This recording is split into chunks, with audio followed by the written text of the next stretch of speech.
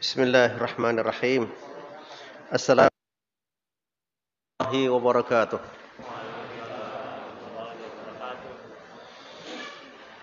Alhamdulillahi wahdah, sadaqa wa'dah, wa nasara 'abdah, wa hazama al-ahzaba wahdah, wa thumma nahmaduhu wa nasta'inuhu wa nastahdi bih. Asyhadu an la ilaha illallah wa anna Muhammadan 'abduhu wa rasuluh.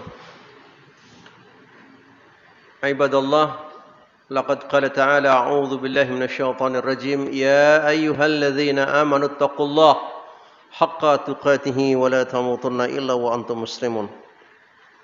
Wa sallallahu ala nabiyyina Muhammadin wa ala alihi wa ashabihi ajma'in wa ba'd. Saudaraku ma'asyiral muslimin rahimakumullahu jami'an. Satu kebahagiaan ketika rahmat Allah Subhanahu wa taala terus mengalir untuk kita semuanya. Rahmat, berbagai rahmat, nikmah, berbagai nikmah. Dalam bahasa Al-Quran, la tuhsuha, tidak mungkin engkau bisa menghitungnya. Itulah karunia Allah. Sikap yang paling tepat adalah syukur. Syukur bagian daripada iman. Syekhul Islam Ibnu Taimiyah memberikan pemahaman kepada kita bahwa al-iman nisfan. Iman itu terbelah menjadi dua. Sebelah adalah syukur, sebelah lagi adalah sabar. Jadi iman itu dibagi menjadi dua bagian. Apa? Syukur yang separuh, sabar. Jadi orang yang kurang bersyukur kurang imannya. Orang yang pandai bersyukur telah separuh daripada. Orang kurang sabar kurang imannya. Orang yang penuh separuh daripada iman. Iman jika kamil, sempurnalah imannya. Ini menjadi penataan kejiwaan kita agar terus menjadi hamba yang bersyukur kepada Allah Subhanahu wa taala. Sekecil apapun harus kita syukuri. Baik syukur dalam konteks mensyukuri yang bersifat material maupun mensyukuri yang bersifat immaterial. Yang bersifat material jelas, dapat rezeki, dapat bagian. Syukurnya apa? Bagi-bagi rezeki, bagi-bagi bagian. Kenikmatan yang immaterial apa? Sehat, sempat. Subhanallah, ini mahal sekali. Bagaimana kita mensyukuri nikmat sehat dan sempat? Rajin ibadah kepada Allah. Sama-sama kita syukuri. Nah, yang pandai bersyukur telah mendapatkan separuh daripada iman kepada Allah Subhanahu wa taala. Dan yang pandai bersabar, maka separuh pula telah dia miliki. Syukur dan sabar adalah bentuk kesempurnaan iman kita kepada Allah Subhanahu wa taala. Mudah-mudahan kita tergolong orang-orang yang terus bersyukur kepada Allah dalam menghadapi ujian kepada kita semuanya. Menyampaikan salam untuk Nabi kita, Nabi Agung Muhammad sallallahu Allah wa ala ali Muhammad. Saudaraku ma'asyiral muslimin, insyaallah tema kajian kita pada kesempatan ini dengan al-istighatsah asy-syar'iyyah. Apa tema kita? Asy-syar'iyyah. Istighatsah yang syar'i. Kalau berbicara istighatsah syar'i, pasti ada istighatsah syirki atau syirkiyah. Istighatsah syar'iyyah lawannya adalah istighatsah syirkiyah. Dalil-dalil yang akan kita baca nanti bisa memberikan satu gambaran istighatsah yang syar'i seperti apa, istighatsah yang syirik seperti apa. Terus apa maning 1000 malaikat, ya sangat imbang lah. Ya sangat imbang sekali. Satu malaikat saja bisa menghancurkan sejuta orang. Nah, apalagi 1000 malaikat. Angin Nabi Muhammad dengan para sahabatnya. Karena Allah buktikan, ya oke, saya akan buktikan janjiku. Aku kirim malaikat, 1000 malaikat. Murdifin. Jadi nyerang malaikat, dibacok ora pasah. Malaikat bacok mati, datang lagi terus. Wah, asik sekali itu. Asik sekali itu. Wah, itu. Dalam gambaran itu asik sekali itu. Dan itu orang Islam tidak ada yang tahu. Nabi Muhammad tidak ngerti saat itu karena ayat ini barbarane tembe turun mengabarkan itu memang dibantu oleh para malaikat. Yang taunya umat Islam hanya berperang kaduis lah. Pokoknya nekat, ngertinya begitu, ternyata Allah menurunkan malaikat. Jadi ngerti, ini udah mati, kaget tentunya. 300 kok bisa ngelawan 3000. Turunlah ayat ini. Oh, jebulnya tadi itu malaikat. Dan yang paling menakjubkan tentara itu bercerita, mengerikan itu pasukan Islam. Begitu sadis dan dahsyatnya pengakuan mereka. Di mata mereka itu seperti medeni banget. Padahal mengbira 300 ya. Berarti itu betul itu malaikat yang datang. Dan malaikat kok dibacok ya pasah. Logikanya sih dari mana kan? Pantes, oh itulah. Jadi bukan karena umat Islam sakti, bukan. Sakti apa ya, orang sakti lah. Nabi orang sakti. Nabi itu tidak sakti. Nabi itu maksum, dijaga oleh Allah. Nabi diserampang bok melotas. Betul apa tidak?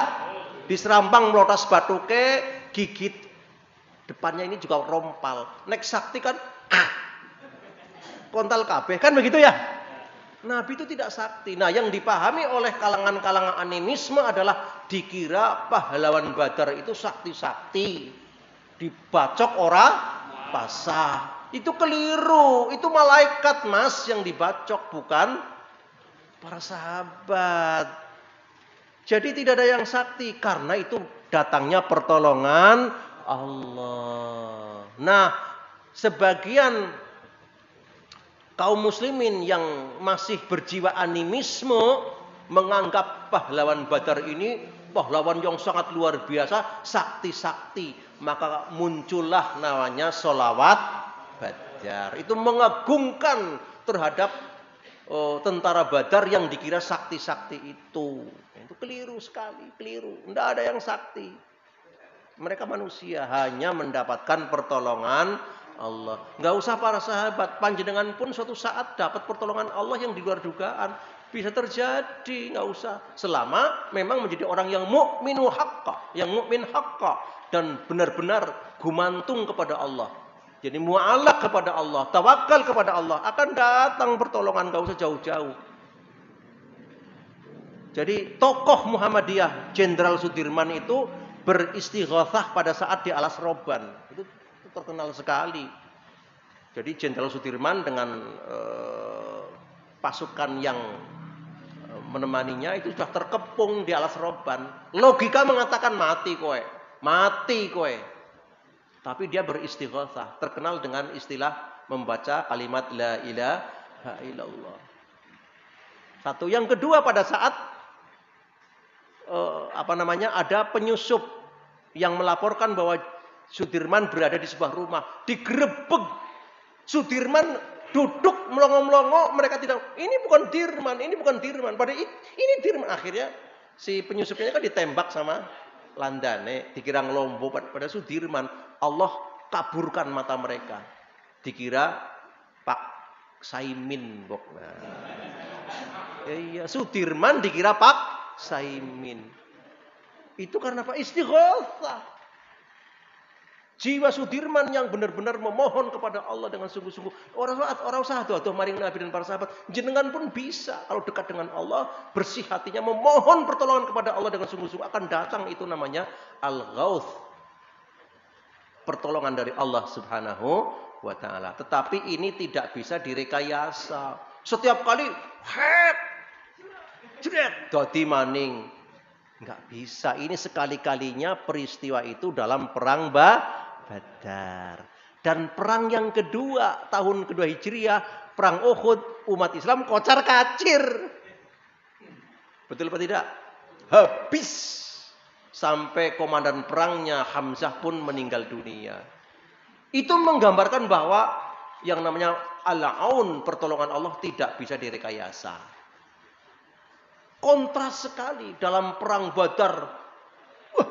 Kemenangan yang gemilang. Dalam perang Uhud, kekalahan yang sangat telak. Sama-sama sahabat. Sama-sama sahabat. Ini menggambarkan bahwa memang, ingat, Allah akan memberi pertolongan kepada siapa saja, tapi tidak bisa direkayasa. Ini bedanya, nanti akan kita bandingkan antara ma'unah, karomah dengan sihir. Kalau sihir direkayasa, setiap saat bisa terjadi. Tetapi kalau karomah tidak bisa, kehendak Allah Subhanahu wa taala. Jadi kembali ke ayatnya. Al-Anfal 9 ini menggambarkan bahwa istighatsah itu syar'i. Istighatsah itu syar'i, ada dalam Islam, tetapi ya istighatsah yang menurut Al-Qur'an, jangan istighatsah menurut budaya. Lah ini kan konteksnya kan yang berkembang kan budaya. Nah, kita kepingin istighatsah ini adalah dalam praktek yang syar'i, yang sesuai dengan petunjuk Al-Qur'an. Ma'asyiral muslimin rahimakumullahu jami'an.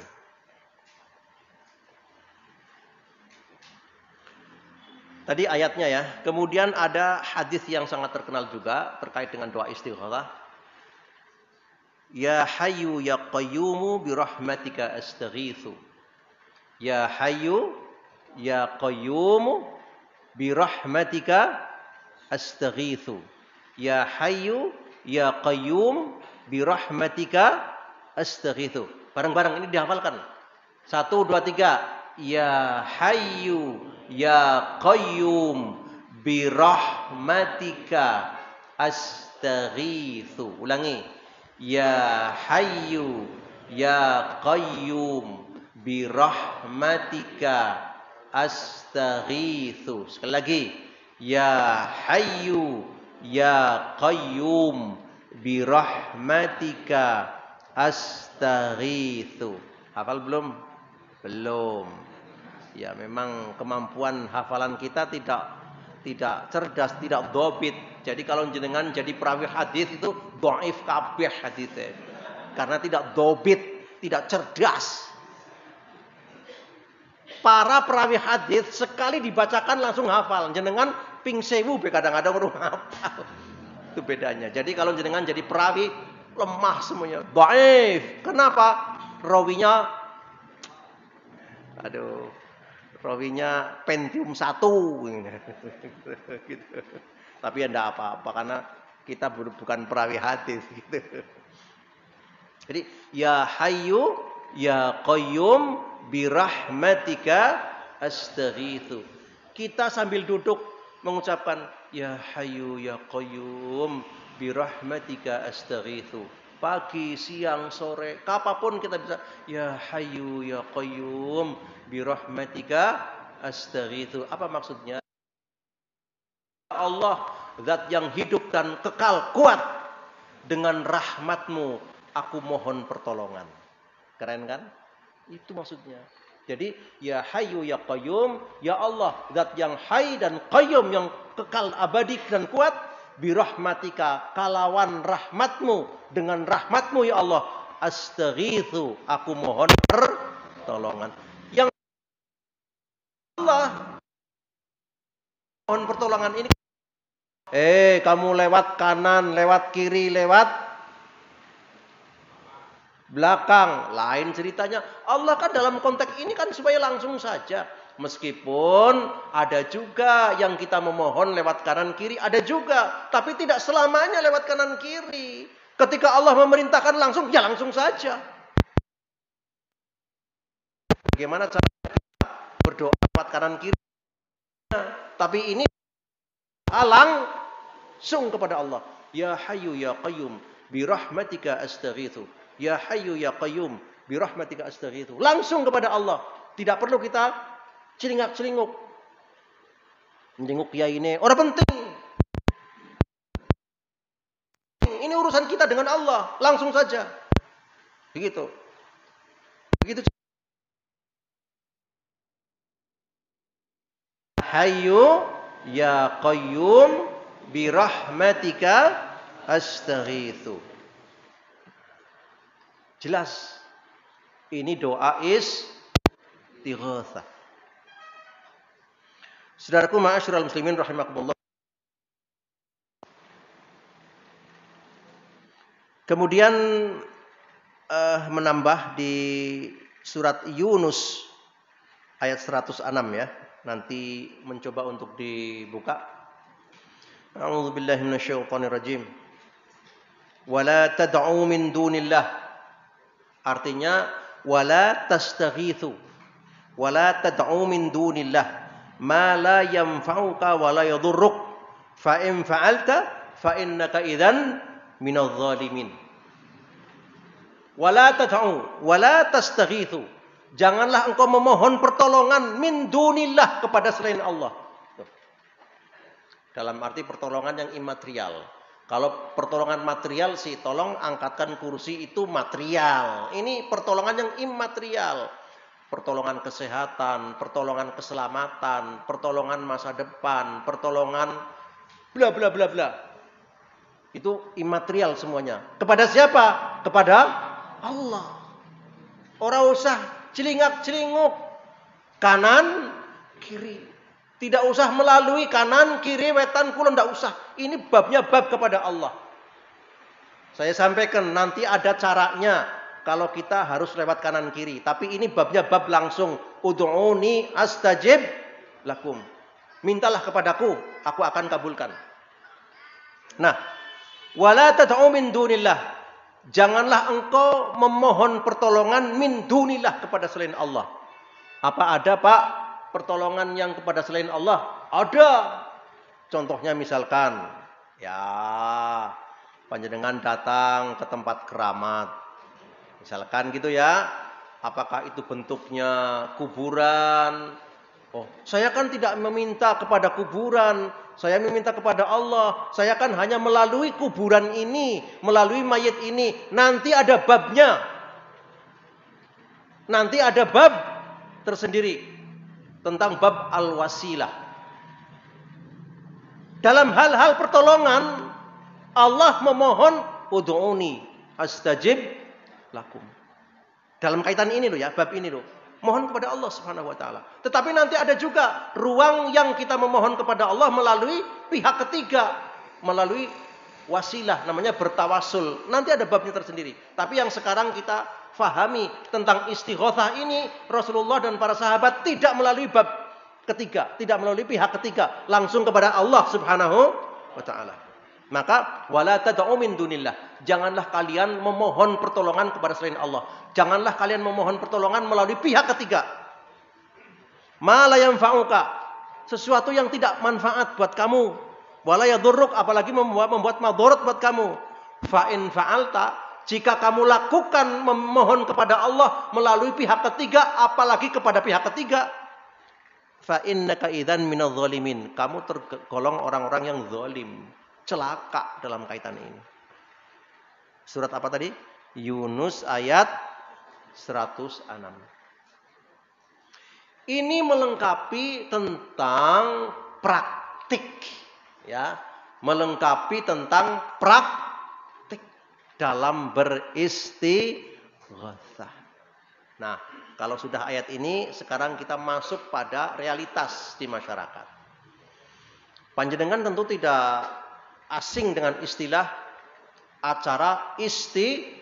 Ghosah. Bahkan ada istighosah kubro. Istighosah bahasanya. Yang benar istighosah. Pakai tha. Bukan pakai sin. Tapi kalau di mana-mana terkenalnya istighosah. Istighosah kubro. Gede banget. Sing teka akeh. Sing teka akeh. Mulanya disebut kubro. Nek cilik istighosah sughro. Mungkin. Tapi tidak ada ya. Kayaknya kubro kabeh ya. Ya karena banyak sumbangannya. Banyak yang datang. Yang cair panitianya. Real itu terjadi. Nah, dalam kaitan praktek di masyarakat, istighosahnya syar'i. Sesuai dengan petunjuk Al-Quran dan hadis. Penerapannya yang kocar kacir, ilegal. Saya berani mengatakan istighosah ilegal. Contoh, Arab pilkada melakukan istighosah. Minta pertolongan apa kira-kira? Mendadi komersial. Nggak ada sejarahnya. Saya kira minta pertolongan umat Islam dari para bahaya. Jebulnya minta pertolongan mendadi. Ya Pak, minta pertolongan. Tapi komersial yang diminta duniawi. Tidak sesuai dengan alur cerita Al-Quran dalam beristighosah. Apalagi Arab ujian istighosah. Main ngapa? Minta pertolongan lulus. Aneh. Nek you belajar, oh ya banyak lulusnya lah. Aneh. Penerapan seperti ini aneh sekali. Pilpres mengadakan istighosah. Ujian nasional. Memang judulnya meminta, tapi aneh yang diminta. Pernahkah Rasulullah dan para sahabat minta ecek-ecek seperti itu? Enggak. Itu ecek-ecek sekali yang diminta. Duniawi, betul apa tidak? Dunia semuanya yang diminta. Mendadi presiden, mendadi gubernur, mendadi bupati, men pada lulus. Apa maning? Iya kan? Ya, seperti itu. Itulah latahnya istighosah. Saya berani mengatakan itu istighosah yang ilegal. Yang tidak sesuai dengan petunjuk Al-Quran. Saya pikir mari kita beristighosah karena umat Islam terancam oleh PKI mau diserbu. Beristighosah mandan pantes. Nanti pada saat PKI jeblok yang kedua kali kita harus istighosah nanti. Tapi nyekel bedog. Gitu. Biar malaikat turun begitu, nggak usah khawatir. 10 melawan 100, 1 banding 10. Kuat orang kira-kira? Bismillah. Istighosah namanya itu. Jadi terapkanlah istighosah ini pada konteks yang benar. Nah kalau kita melihat di lapangan sekarang kan nggak seperti itu. Sudah jauh dari nilai-nilai Al-Quran, jauh dari nilai hadis. Yang ada adalah komersialisasi istighosah. Ya kita prihatin saja. Kita tidak anti istighosah. Mari kita beristighosah tapi yang tepat sesuai dengan saran. Itu. Jelas nggih? Jelas nggih? Iya, kita harus berani bersikap seperti itu. Yang monggo yang seperti aneh-aneh. Kalau kita istighosahnya adalah sesuai dengan petunjuk Al-Qur'an dan hadis. Satu. Yang kedua, ada enggak sholat istighosah? Ya tidak ada. Istighosah itu doa, bukan sholat. Doa saja. Di antaranya tadi, ya Hayyu, ya Qayyum, bi rahmatika astaghitsu. Di antaranya itu. Dan boleh berdoa yang lain yang nuansanya kita mohon pertolongan kepada Allah Subhanahu wa taala. Itu, Pak. Kita khawatir nanti Muhammadiyah anti istighosah. Kata siapa? Muhammadiyah meluruskan praktek istighosah. Harus berani mengatakan seperti itu. Enggak, Muhammadiyah mengakui istighosah, tapi harus diluruskan. Dalam konteks apa? Tujuan apa? Prakteknya seperti apa? Agar istighosah sesuai dengan petunjuk Al-Quran dan Sunnah. Harus berani. Begitulah ruh tarjih kita. Sesuai dengan ruh tarjih kita. Nah, sedangkan ayat Yunus 106 itu tadi sedang mensinyalir banyak praktek-praktek orang beristighotsah kepada selain Allah. Di antaranya melalui pihak ketiga yang disebut dengan istilah al-wasilah. Nah, dalam konteks apa wasilah ini dibolehkan? Nanti tunggu pembahasan pada bab lain. Tunggu pembahasan pada acara yang lain. Tetapi untuk kali ini kita belum membahas tentang masalah praktek al-wasilah. Belum. Kali ini adalah prakteknya adalah praktek tentang istighatsah yang memang harus lurus memohonnya kepada siapa?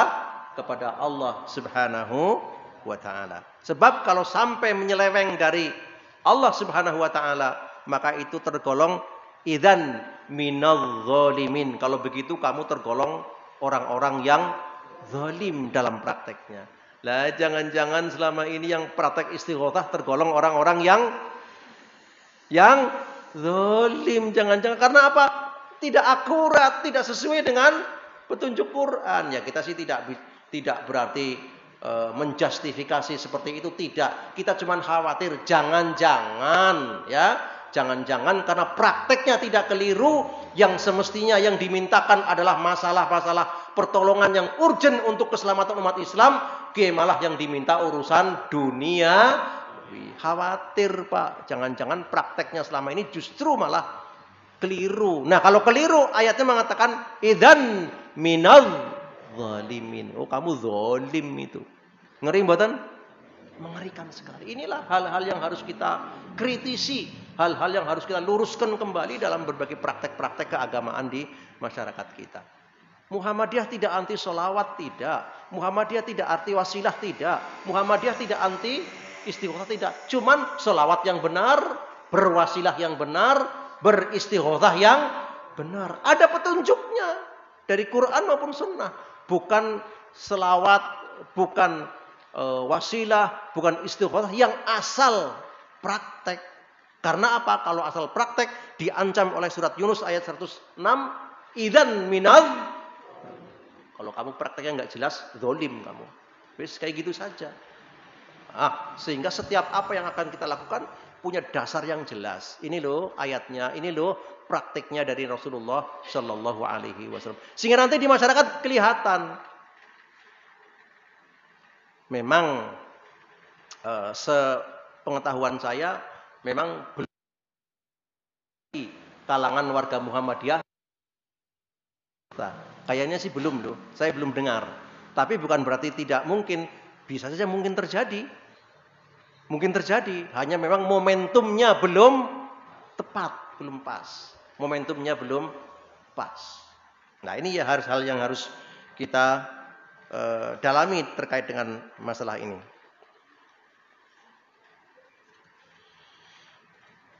Ma'asyiral muslimin rahimakumullahu jami'an. Satu ayat kembali untuk yang seterusnya. Nanti dilihat di ayat 5 ya. Rajim. Dunillahi man la yastajibu lah ila yaumil qiyamah wa hum an du'aihim ghafilun. Siapakah orang yang dinyatakan lebih sesat? Orang membahayakan Allah. Enggak mohon Allah, enggak ada. Karena itu haknya kepada Allah. Sesuatu yang tidak akan pernah bisa memberi jawaban apapun kata Allah. Sampai hari kiamat pun enggak akan pernah. Melalui pihak ketiga, maka sesuatu yang tidak akan pernah bisa memberikan jawaban sampai hari kiamat. Wa hum an du'aim ghafilun, dan mereka yang kita minta karena salah sasaran mereka akan mengingkari. Akhirnya kecelai kita. Jadi orang-orang yang selama ini getol menjadikan pihak ketiga, menjadikan syekh, menjadikan kiai, menjadikan ustadz sebagai tumpuan doa, nanti kecelai Pak. Kecelai itu apa? Kewirangan. Kewirangan. Karena ayatnya mengatakan wahum an du'aihim ghafilun. Nanti orang-orang yang dipuja-puja itu ingkar semuanya. Loh, nang dunia dipuja-puja, njaluk ngalap berkah dan bla bla bla, jebulnya di akhirat mereka lari semuanya. Jangan sampai kita kecele, Pak. Dilihat nanti dia kecele kita. Makanya kalau berdoa kepada Allah Subhanahu wa taala, dan jangan lain kepada Allah Subhanahu wa taala. Karena ghafilun, nanti kalau kecele, waduh repot nanti di akhirat. Apa ayat mungkin tidak baca tapi tidak digubris. Ada kalanya memang ayat Al-Quran ada yang nah kita kita berdoa syar'i. Jangan sampai kita kecele nanti di akhirat sendiri. Nah, inilah ayat-ayat yang mendukung terhadap praktek-praktek istighatsah khususnya dan praktek doa lainnya agar kita tidak salah sasaran, tidak salah praktek, tidak salah penerapan. Karena jika salah itu idzan minal dzalimin, kamu zalim. Nah, Allah mengenas kita, Allah menjas kita dengan kedzaliman. Wah, repot sekali. Makatan ma'asyiral muslimin terkait dengan bab istighatsah syar'iyah. Praktek istighatsah yang benar seperti ini. Mudah-mudahan ini menambah ilmu dan mencerahkan kita sehingga kita bisa menjawab hal-hal yang memang harus kita jawab dan bisa mempraktekkan hal-hal yang memang harus kita praktekkan tetapi tidak keluar dari koridor Quran dan hadis. Itulah yang dapat kita bahas, insyaallah nanti kita sempurnakan pada bab-bab selanjutnya dalam kajian yang berbeda insyaallah. Terima kasih. Makatan yang dapat saya sampaikan, mudah-mudahan ini satu pencerahan untuk kita. Tadi harapan kita, mulailah kita mengaji, semakin banyak yang mengaji semakin mengerti hukum Islam. Ya memang resiko Muhammadiyah besar ini ya tidak semuanya tahu hukum, itu resiko. Nah, harapan kita mari kita galakan untuk mengaji. Mudah-mudahan Allah Subhanahu wa taala memberi pencerahan kita semuanya. Amin ya rabbal alamin. Terima kasih. Walhamdulillahirabbil alamin. Wassalamualaikum warahmatullahi wabarakatuh.